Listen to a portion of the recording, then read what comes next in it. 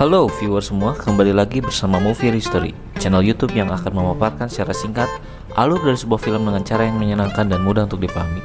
Untuk teman-teman yang tidak memiliki waktu luang untuk menyaksikan film secara utuh, semoga Movie History mampu memberikan inti yang terdapat dalam film sehingga penonton mendapatkan kesan dan experience yang sama ketika menonton film secara utuh. Tanpa berlama-lama, berikut pemaparan singkat dari film Return to Blue Lagoon. Film diawali dengan memperlihatkan sebuah kapal yang sedang berlayar di lautan lepas. Kapal tersebut merupakan kapal dari Eropa yang akan menuju ke Amerika. Tepatnya, kapal itu hendak pergi ke kota San Francisco. Saat di perjalanan, mereka menemukan sebuah skoci kecil yang terombang-ambing dan mereka hendak menghampiri skoci tersebut. Dan beberapa awak kapal pun menghampiri skoci tersebut menggunakan perahu kecil. Setelah memeriksa skoci tersebut, ternyata di sana terdapat dua orang yang sudah terbujur kaku dan tidak bernyawa. Di sana juga terdapat seorang anak kecil di dalam skoci tersebut. Sang kapten pun mengevakuasi anak kecil tersebut dan memberikannya kepada Sarah. Sarah adalah seorang single parent yang memiliki satu anak perempuan di kapal tersebut. Akhirnya Sarah pun kini memiliki satu orang anak perempuan ditambah juga satu anak laki-laki untuk ia urus.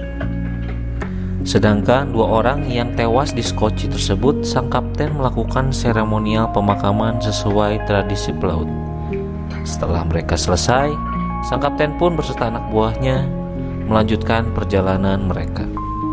Keesokan harinya, sang kapten menghampiri Sarah. Dia mengatakan bahwa anak buahnya terjangkit virus mematikan yang sangat menular, yaitu kolera. Sang kapten menyuruh Sarah dan kedua anak kecil tersebut untuk meninggalkan kapal tersebut agar mereka tidak terjangkit. Sarah yang tidak memiliki banyak pilihan, akhirnya ia pun melaksanakan perintah si kapten. Dan sang kapten pun menyuruh salah satu anak buahnya untuk ikut bersama Sarah. Dia adalah Carney. Akhirnya mereka berempat pergi meninggalkan kapal tersebut. Akhirnya mereka berempat sekarang sudah berada di lautan lepas. Dan mereka berempat berusaha mencari pulau terdekat untuk berlabuh dan mencari perlindungan. Mereka sudah terombang-ambing beberapa hari di lautan. Persediaan makanan mereka sudah mulai menipis dan Carney pun sudah nampak frustasi. Ditambah dia harus mendengar rengekan para anak kecil tersebut.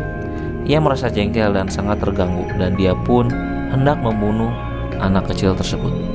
Di hari berikutnya, tangisan anak kecil itu pun semakin menjadi-jadi. Carney pun sudah merasa tidak tahan lagi. Sarah pun mengatakan bahwa anaknya menangis karena ia kelaparan. Sarah juga mengatakan pada Carney ia berusaha untuk menenangkan anak-anaknya. Tetapi karena Carney sudah tidak tahan lagi, akhirnya ia pun mencoba untuk membunuh anak Sarah. Tetapi karena Sarah memiliki insting melindungi anaknya sebagai seorang ibu, akhirnya ketika Carney lengah, Sarah berhasil menghantam Carney dan membuang Carney di lautan. Setelah beberapa hari berlayar, akhirnya Sarah pun melihat sebuah pulau dan Sarah pun segera bergegas untuk menuju pulau tersebut. Sesampainya di sana, Sarah pun mencoba untuk membuat kemah untuk mereka beristirahat. Sarah membuat kemah tersebut menggunakan barang-barang yang ada di sana. Untuk atap, Sarah menggunakan layar dari perahu kecilnya tersebut dan ranting-ranting serta batang pohon. Setelah itu Sarah pun melakukan perjalanan. Ternyata di pulau itu terdapat sungai dan sumber makanan yang cukup untuk mereka, seperti buah-buahan dan lain sebagainya. Tak lama terjadi hujan yang sangat deras disertai angin yang sangat kencang, yang membuat kemah mereka pun tersapu oleh angin. Mereka pun berlari dan berusaha berlindung dari hujan badai tersebut. Keesokan harinya, Sarah pun berinisiatif untuk menjelajahi pulau tersebut dan berencana untuk membangun kemah yang lebih baik lagi. Sarah pun beserta kedua anaknya menelusuri pulau tersebut dan ternyata di tengah perjalanan mereka, Sarah menemukan sebuah rumah kayu dan Richard pun sangat familiar dengan tempat tersebut. Ternyata itu adalah tempat Richard dan kedua orang tuanya dahulu. Sarah pun sangat senang karena dia tidak perlu membangun kemah untuk mereka tinggal. Meskipun rumah itu sederhana, tetapi itu sudah lebih dari cukup untuk mereka bernaung. Beberapa tahun berlalu, kini Richard dan Lily sudah tumbuh menjadi anak periang dan aktif. Scene beralih di mana Sarah dan Richard dan Lily sedang mandi di sungai. Lily pun bertanya kepada ibunya mengapa alat kelaminnya berbeda dengan Richard. Lily ingin pipis seperti Richard, bisa mengarahkan air kencingnya dengan bebas. Sarah pun dibuat bingung dengan pertanyaan Lily dengan sedikit tertawa, dan Sarah menjelaskan bahwa Lily dan Richard memang berbeda. Richard laki-laki dan Lily perempuan.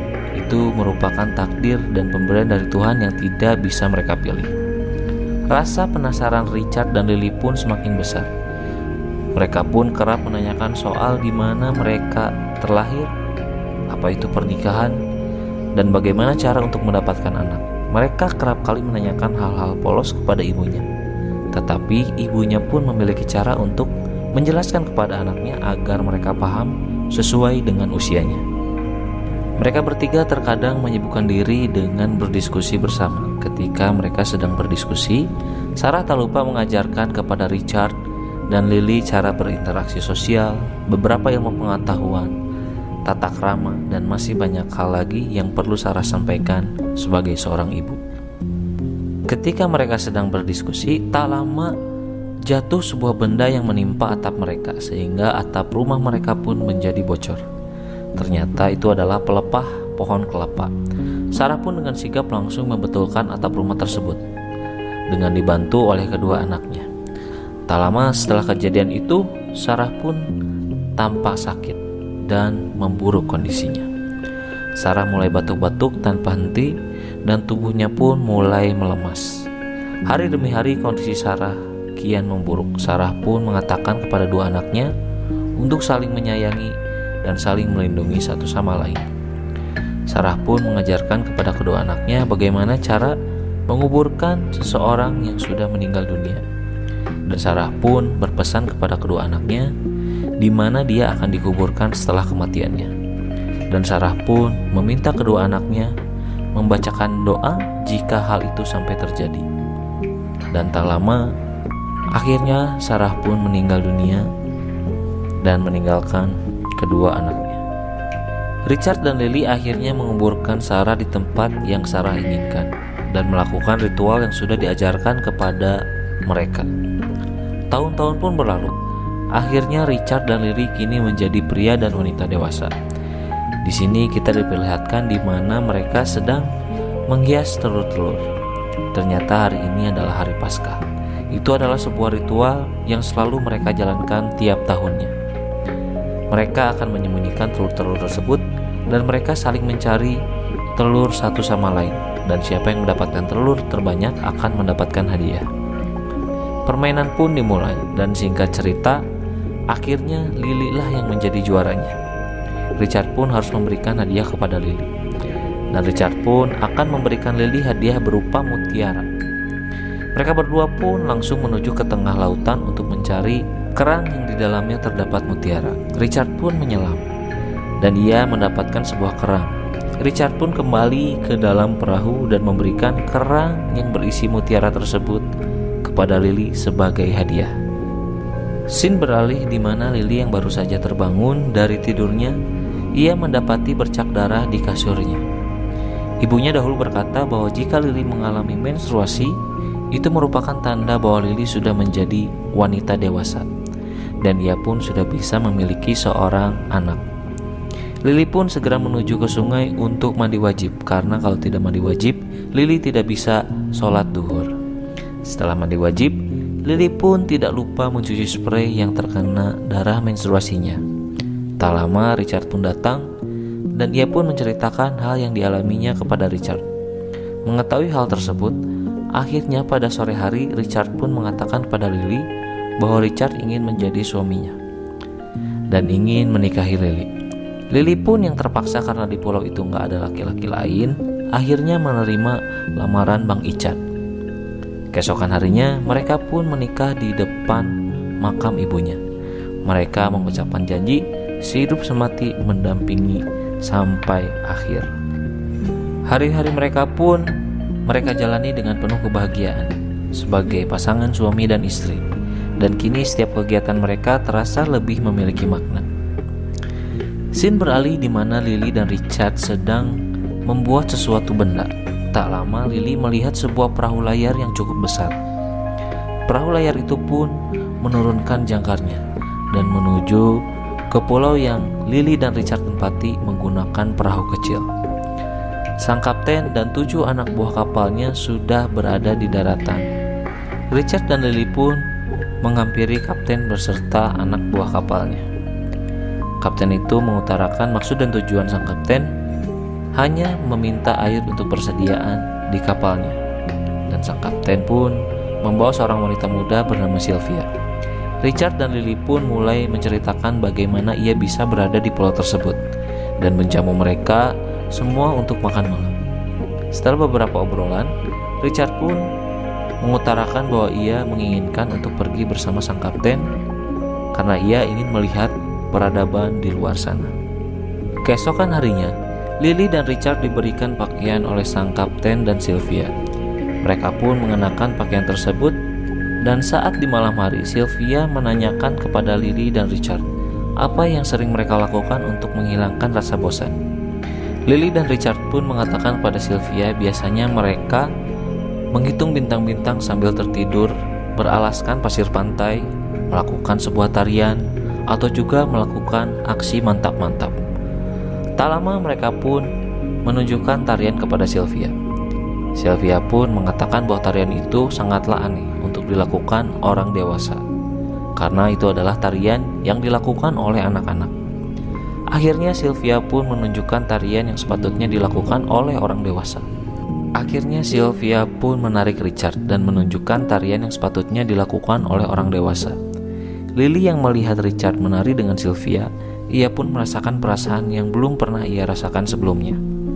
Ia merasa marah, merasa sakit, perasaan yang tidak menentu di dalam hatinya. Ternyata Lily merasa cemburu terhadap Sylvia yang menari dengan Richard. Ia pun akhirnya pergi meninggalkan mereka berdua. Keesokan harinya, Empok Lily yang tidak ingin kehilangan pamor, ia pun berusaha merias dirinya agar seperti Sylvia.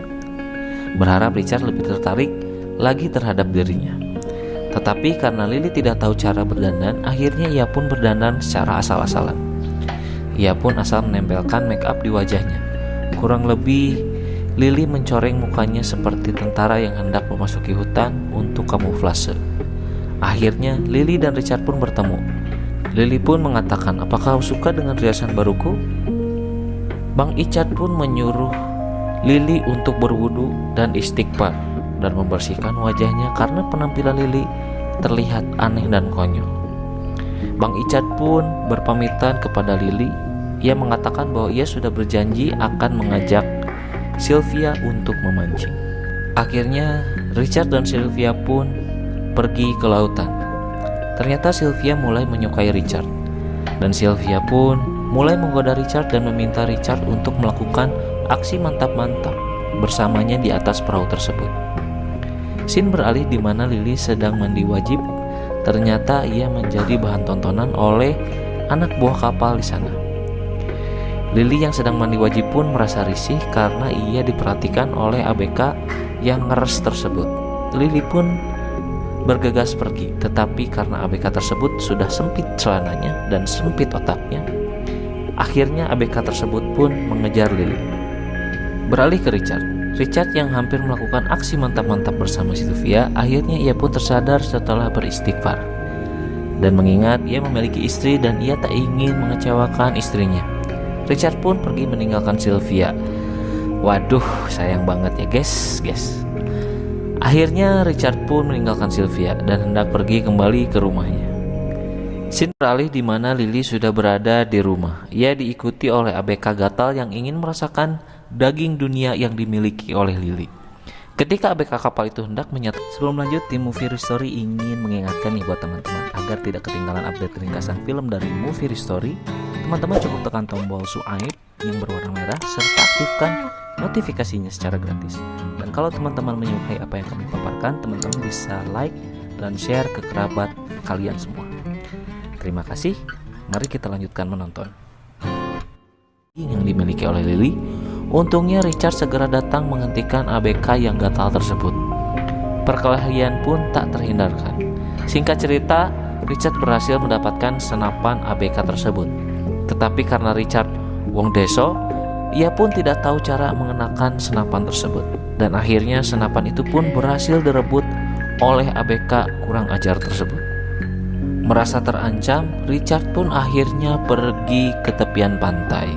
Richard yang merupakan sahabat Dolpino, ia pun berlari menuju lautan dan hendak berenang menghindari kejaran ABK kurang ajar tersebut. Richard pun memiliki rencana untuk memancing ABK tersebut untuk mengejarnya. Karena Richard mengetahui di sana terdapat ikan hiu, Richard pun terus berenang dan ia berhasil berada di sebuah batu karang. Ketika ABK brengsek itu terus berenang untuk menggapai Richard, akhirnya ia pun disantap oleh ikan hiu. Nah, itulah guys azab bagi orang yang selalu mengincar daging dunia dengan cara berzina. Dan akhirnya ABK itu pun tewas.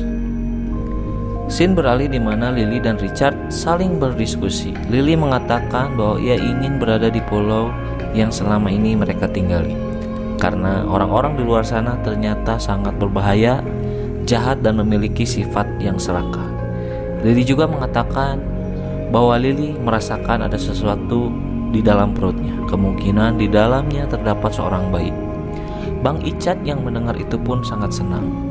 Mpok Lily pun menginginkan agar mereka bertiga tetap berada di pulau tersebut, dan Richard pun menyetujui keinginan Lily tersebut. Akhirnya kapten kapal beserta ABK dan juga Sylvia pergi meninggalkan pulau tersebut. Bang Icat dan Mpok Lily memperhatikan di tepi pantai kepergian kapal sang kapten.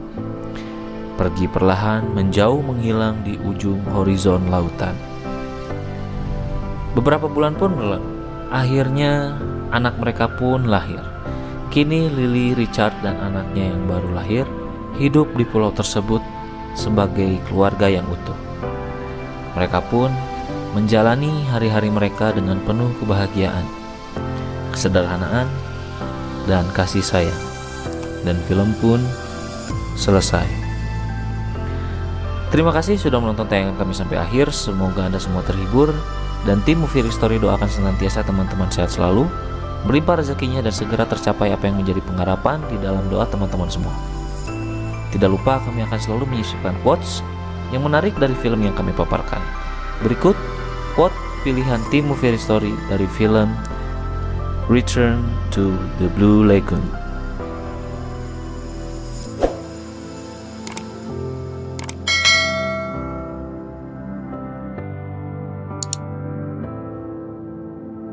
Sampai jumpa di video selanjutnya. Wassalamualaikum warahmatullahi wabarakatuh.